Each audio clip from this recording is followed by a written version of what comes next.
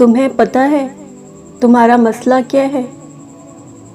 تم نے اپنے فیصلے اللہ پر چھوڑ تو دیے ہیں مگر دل سے نہیں چھوڑے۔ تم اب بھی چاہتے ہو کہ کاش فیصلہ وہی ہو جو تمہاری خواہش ہے۔ یہ کیسا اعتبار ہے بھلا؟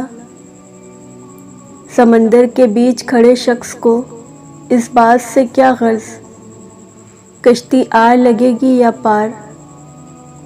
اسے تو بس یہ یقین ہونا چاہیے میں ڈوب بھی گیا تو یہ میرے لیے آر یا پار جانے سے بہتر ہوگا۔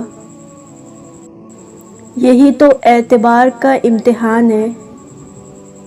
اللہ جتنی محبت اپنے بندے سے کرتا ہے وہ آپ کے گمان سے بھی آگے ہے۔ ہم صرف وہ دیکھتے ہیں جو ہماری ظاہری خوبصورتی ہے، جبکہ اللہ یہ بھی جانتا ہے آپ کے لیے کیا خوبصورت ہے۔